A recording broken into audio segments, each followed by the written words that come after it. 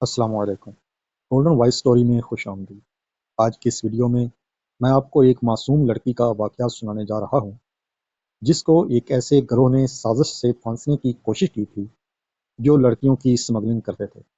لیکن کہانی سنانے سے پہلے نئے آنے والوں سے گزارش ہے کہ گولڈن وائس سٹوری کو سبسکرائب کیجیے اور ہماری ویڈیو سب سے پہلے دیکھنے کے لیے بیل آئیکن کو کلک کیجیے۔ چلیے شروع کرتے ہیں کہانی۔ یہ ناممکن ہے، میرا نکاح ہو چکا ہے۔ عالیہ کے ہاتھ کانپ رہے تھے۔ اس کی نظریں بار بار اس کاغذ پر جا رہی تھیں جو اس کے سامنے میز پر رکھا تھا۔ یہ نکاح نامہ تھا اور اس پر اس کا نام واضح لکھا ہوا تھا۔ کمرے میں موجود سب لوگ اسے حیرت سے دیکھ رہے تھے۔ بیٹی، یہ تمہارا ہی دستخط ہے نا؟ اس کے چچا نے سنجیدگی سے پوچھا۔ عالیہ نے فوراً سر ہلا دیا۔ نہیں، میں نے کبھی کسی نکاح نامے پر دستخط نہیں کیے، لیکن مسئلہ یہ تھا کہ کاغذ پر موجود دستخط بالکل اسی کے جیسے تھے۔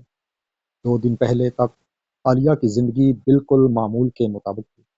وہ ایک سادہ سی لڑکی تھی جو اس نجی اسکول میں پڑھاتی تھی۔ اس کے والد کا انتقال کئی سال پہلے ہو چکا تھا اور وہ اپنی ماں کے ساتھ ایک چھوٹے سے گھر میں رہتی تھی۔ زندگی مشکل ضرور تھی مگر سکون سے گزر رہی تھی۔ مگر اس دن سب کچھ بدل گیا جب 2 اجنبی مرد ان کے گھر آئے۔ انہوں نے دروازہ کھٹکھٹایا تو عالیہ کی ماں نے دروازہ کھولا۔ ہم زہد صاحب کے گھر سے آئے ہیں اپنی بہو کو لینے۔ ماں حیران رہ گئی۔ بہو؟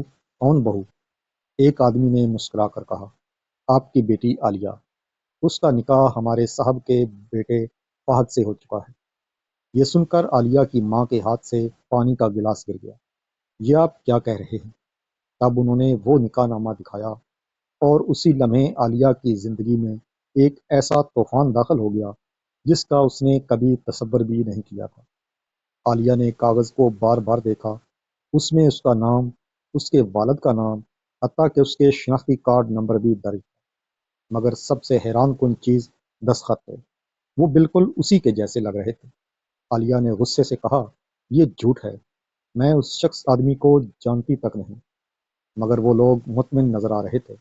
اگر آپ کو یقین نہیں تو کل عدالت میں آ جائیے، یہ کہہ کر وہ چلے گئے۔ اس رات عالیہ سو نہ سکی۔ وہ بار بار سوچ رہی تھی کہ آخر یہ سب کیسے ہو سکتا ہے؟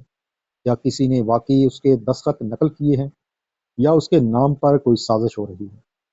اگلے دن وہ اپنی ماں کے ساتھ وکیل کے پاس گئی۔ وکیل نے نکاح نامہ غور سے دیکھا اور بولا، کاغذات تو بالکل اصلی لگ رہے ہیں۔ عالیہ کا دل ڈوب گیا۔ مگر میں نے شادی نہیں کی، وکیل نے سنجیدگی سے کہا۔ اگر یہ جعلی ہے تو کسی نے بہت بڑی سازش کی ہے۔ 2 دن بعد عدالت میں سماعت ہوئی۔ فہد بھی وہاں موجود تھا۔ وہ ایک امیر گھرانے کا لڑکا لگ رہا تھا، اعتماد سے بھرپور اور پرسکون۔ جج نے پوچھا، فہد، کیا آپ اس نکاح کو تسلیم کرتے ہیں؟ فہد نے فوراً جواب دیا، جی ہاں، عالیہ میری بیوی ہے۔ عالیہ غصے سے کھڑی ہو گئی۔ یہ جھوٹ بول رہا ہے۔ جج نے اسے خاموش رہنے کا اشارہ کیا۔ پھر فہد سے پوچھا، آپ کے پاس کیا ثبوت ہے؟ فہد نے مسکرا کر کہا، نکاح نامہ اور گواہ۔ کچھ ہی لمحوں بعد 2 آدمی عدالت میں آئے اور گواہی دی کہ انہوں نے نکاح ہوتے دیکھا تھا۔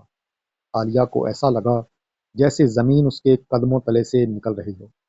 وہ بار بار کہہ رہی تھی، یہ سب جھوٹ ہے، مگر ثبوت اس کے خلاف جا رہے تھے۔ اسی لمحے عالیہ کو ایک بات یاد آئی۔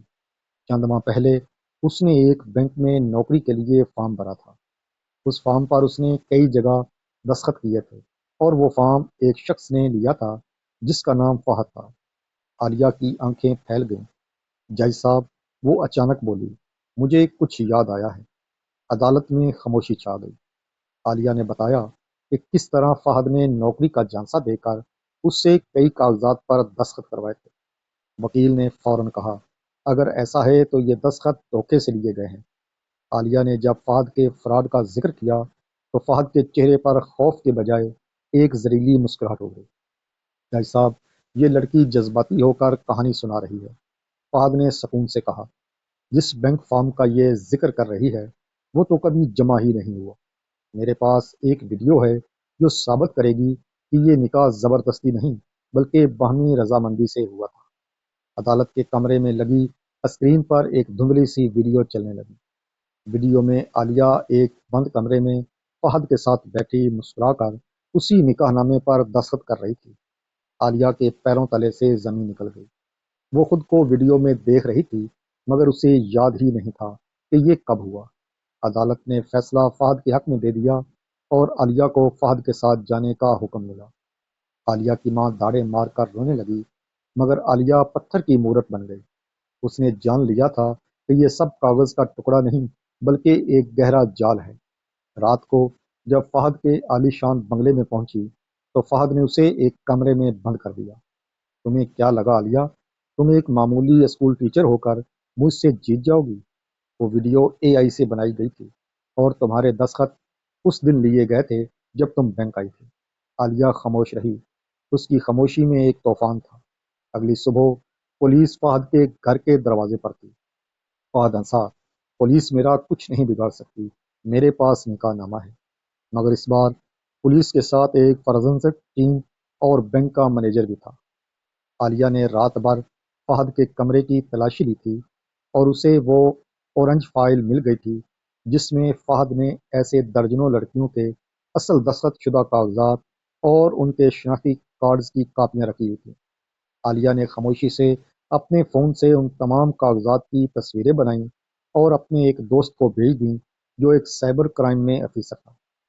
عالیہ نے فہد کی آنکھوں میں آنکھیں ڈال کر کہا، تم نے اے آئی کا استعمال کر کے جھوٹی ویڈیو بنائی، لیکن تم یہ بھول گئے کہ سچ کا اپنا ایک ڈیجیٹل فٹ پرنٹ ہوتا ہے۔